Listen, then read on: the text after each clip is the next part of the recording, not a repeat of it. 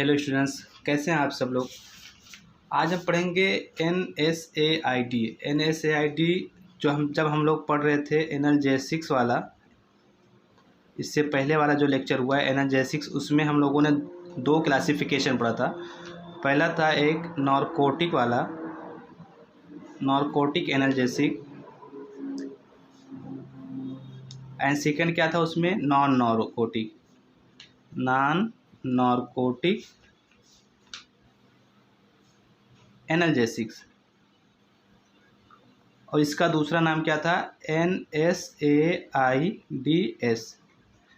तो वही NSAIDs आज हम लोग पढ़ेंगे। मैंने बताया था जब मैं ये लेक्चर ले रहा था नार्कोटिक एनाल्जेसिक का, इससे पहले वाले टॉपिक में, उसमें मैंने बताया था कि NSAID ये नेक्स्ट टॉपिक में आएगा। तो अगर किसी को ये इसमें समझना है या एनाल्जेसिक समझना है तो आप इससे पहले वाला लेक्चर देखेंगे, उसमें आपको समझ में आएगा। किस नेम से, ओपॉइड एनाल्जेसिक के नाम से है, ओपॉइड एनाल्जेसिक के नाम से वो लेक्चर है। तो ये समझने के लिए अगर नार्कोटिक समझना है तो आप वो जाके देखेंगे, ठीक है। अब NSAID समझना है तो इसके लिए पहले तीन डेफिनेशन है, उसको समझना पड़ेगा। तो उसको हम समझ लेते हैं। पहला क्या, कौन सा डेफिनेशन है, एनाल्जेसिक। तो एनाल्जेसिक ऐसे ड्रग होते हैं, are the drug which give relief from pain without producing loss of consciousness. ये क्या करेंगे, रिलीफ प्रोड्यूस करेंगे। किससे, पेन से। अगर पेन हो रहा है तो पेन से रिलीफ प्रोड्यूस करेंगे। कैसे, without producing loss of consciousness. इसको यूज़ करने से कॉन्शियसनेस नहीं होगा, ठीक है। बताया था इसका मीनिंग। कॉन्शियसनेस मीन्स होता है बेहोशी। इसको आप लेने के बाद में बेहोश नहीं होंगे, ठीक, ये बताया था। ये ऑलरेडी ओपॉइड एनाल्जेसिक में इसका डेफिनेशन बताया। दूसरा डेफिनेशन क्या है, एंटीपायरेटिक। एंटीपायरेटिक का दूसरा नेम है एंटी फीवर। इसका डेफिनेशन, इसके लिए दूसरा word anti fever, but definition लिखना होगा तो कैसे लिखेंगे, antipyretic drugs which reduce the elevated body temperature and use in the treatment of fever. देखिए, फीवर जब आता है, फीवर के केस में क्या होता है, अगर किसी को फीवर हो गया है तो बॉडी का टेम्परेचर क्या होता है, बॉडी टेम्परेचर इंक्रीज़ कर जाता है, ठीक। तो जब हम एंटीपायरेटिक लेंगे, एंटीपायरेटिक मेडिसिन ले लिए तो क्या करेगा, जो बॉडी टेम्परेचर इंक्रीज़ हुआ है उसको क्या करेगा, फिर डिक्रीज़ करेगा, या इसी को कह सकते हैं रिड्यूस करेगा, ठीक है। डिक्रीज़ या रिड्यूस करेगा, ये एंटीपायरेटिक का मीनिंग हुआ। थर्ड वाला है definition anti inflammatory. Anti inflammatory क्या होता है, जब कहीं भी चोट लगती है, इन्फेक्शन होता है, तो क्या होता है, जैसे बॉडी का कोई टिश्यू है, कोई बॉडी का सेल है, अब यहाँ पे क्या हो गया, चोट लग गई, तो यहाँ के टिश्यू में क्या होता है, हल्का सा रेड हो जाता है। और कैसा रहेगा, हल्का सा रेड लेगा, पेन होता है यहाँ पे, और ऐसा लगता है जैसे जलन महसूस होती है, हीट लगता है, ऐसा जैसे हीट प्रोड्यूस हो रही है। सो इस केस में जब कब हुआ, इन्फ्लामेशन हो गया। इन्फ्लामेशन बताया था, इन्फ्लामेशन मीन्स इंजरी हो गई, सोइलिंग हो जाता है कहीं पे।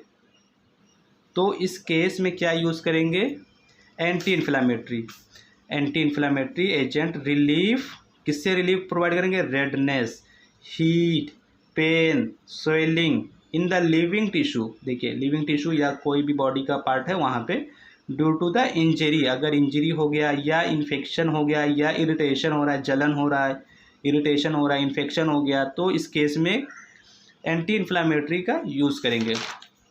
अब जो यहाँ पे टॉपिक है NSAID, अब इसका डेफिनेशन समझ में आएगा, बिकॉज हमने analgesic, antipyretic and anti inflammatory पढ़ लिए हैं, तो अब ये समझ में आएगा इजीली। NSAID क्या है, इसका डेफिनेशन है, NSAID are the class of compound having analgesic, antipyretic and anti inflammatory action.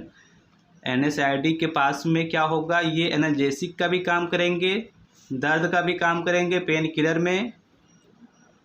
Pain killer का काम करेंगे, उसके बाद में फीवर का काम करेंगे, जो हम लोगों ने पढ़ा है एंटीपायरेटिक का इससे पहले, ठीक है, ये antipyretic. And third anti inflammatory, ये वाला, ठीक। तो ये तीनों एक्शन शो करते हैं NSAID। फिर इसका दूसरा नाम है they are also called non steroidal as they lack steroidal nucleus in their structure. जो NSAID के ड्रग होंगे उसका जब स्ट्रक्चर बनाएंगे तो उसके स्ट्रक्चर में स्टेरॉयडल न्यूक्लियस की कमी होगी। लैक मीन्स कमी होता है, वो नहीं पाया जाएगा। अब स्टेरॉयडल न्यूक्लियस क्या है? स्टेरॉयडल न्यूक्लियस ये देखिए ABCD, ये मैंने रिंग बनाया है 4 रिंग का। ये जो स्ट्रक्चर होता है जिसमें 3 बेंजीन रिंग है, एक 5 मेंबर का रिंग है, तो इस स्ट्रक्चर को बोलते हैं स्टेरॉयडल न्यूक्लियस। NSAID के अंदर जितने हम लोग फॉर्मूले स्ट्रक्चर जब पढ़ेंगे तो ऐसा कोई भी स्ट्रक्चर नहीं मिलेगा, ये 4 रिंग का कोई भी स्ट्रक्चर नहीं मिलेगा। तो ये 4 रिंग वाले का नाम स्टेरॉयडल है।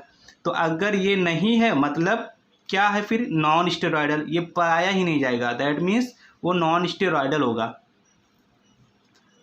इतना समझ में आ गया होगा। ये इसका पॉइंट है, ये जो स्ट्रक्चर है इसका है।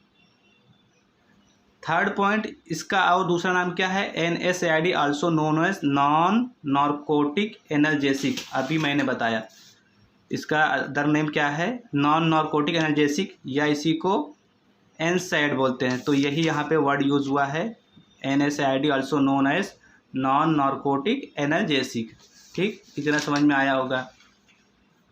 नेक्स्ट क्लासिफिकेशन, इसमें कौन कौन से ड्रग हैं उसका क्लासिफिकेशन पढ़ना हम लोग को। तो क्लासिफिकेशन में पहला ग्रुप है सैलिसाइलिक एसिड डेरिवेटिव जिसमें एस्पिरिन है। दूसरा क्लास क्या है? P amino, P means para amino phenol derivative जिसमें पैरासीटामॉल है। थर्ड क्या है? प्रोपियोनिक एसिड डेरिवेटिव जिसमें आइबुप्रोफेन, कीटोप्रोफेन, नेप्रोक्सेन है। फोर्थ क्या है? इंडोल डेरिवेटिव जिसमें इंडोमेथासिन एंड फिफ्थ क्या है? पायराजोल डेरिवेटिव जिसमें phenyl butazone, oxyphen butazone. 6 number में क्या है? 6 नंबर में ऑक्सीकेम डेरिवेटिव जिसमें पैरोक्सीकेम एंड मिलॉक्सीकेम। 7th नंबर में एंथ्रालिनिक डेरिवेटिव जिसमें मेफेनेमिक एसिड, ठीक।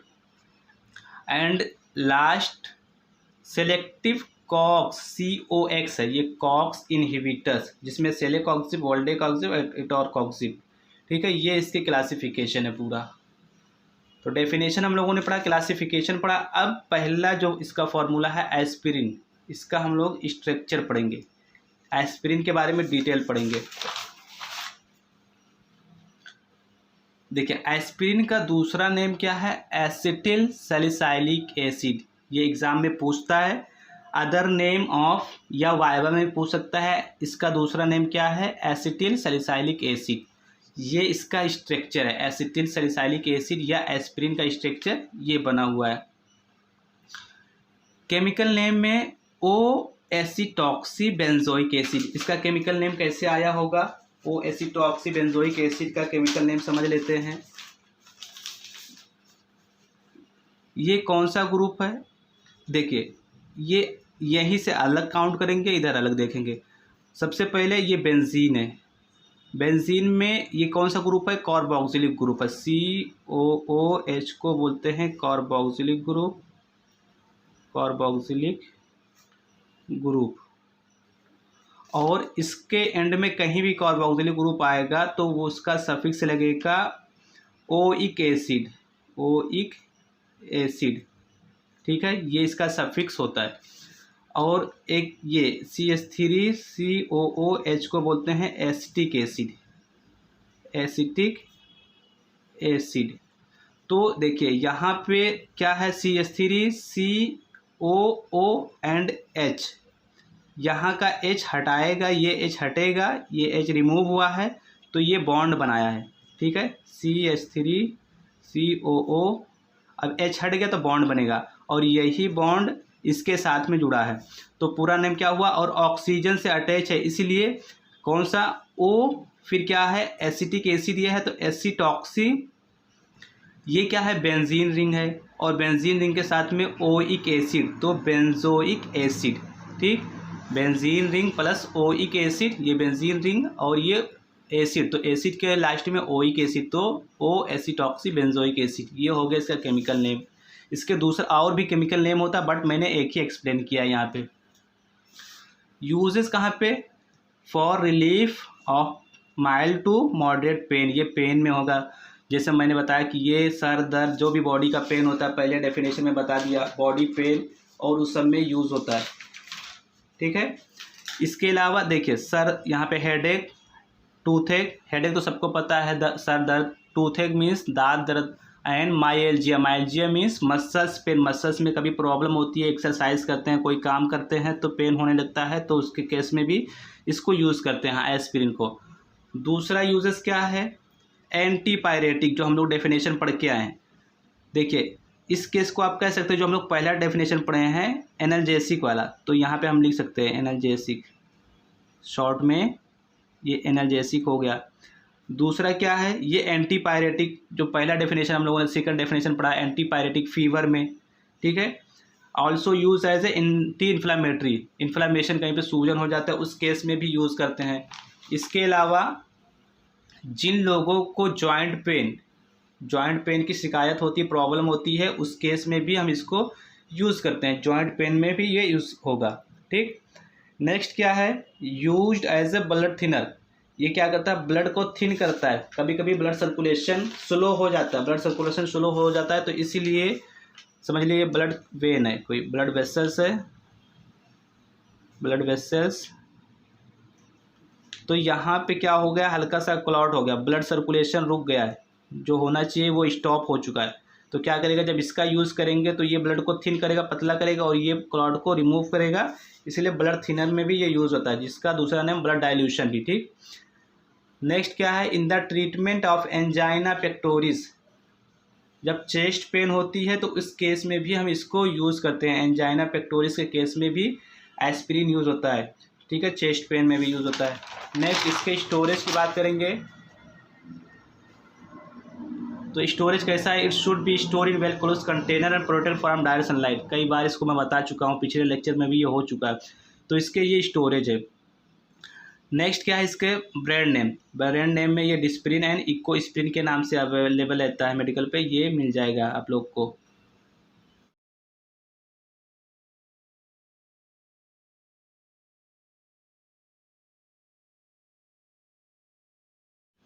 ठीक है, तो ये आज हम लोगों ने क्या क्या पढ़ा? हम लोगों ने स्टेरॉयडल, नॉन स्टेरॉयडल इसका पढ़ा पूरा डेफिनेशन। सबसे पहले NSAID पढ़ा, analgesic, antipyretic, anti inflammatory. Next NSAID का डेफिनेशन पढ़ लिया हम लोग। उसके बाद में इसके स्ट्रक्चर के बारे में थोड़ा सा इंट्रोडक्शन हुआ, क्लासिफिकेशन हुआ, क्लासिफिकेशन में ये क्लासिफिकेशन बहुत इंपॉर्टेंट है, और एक स्ट्रक्चर हुआ।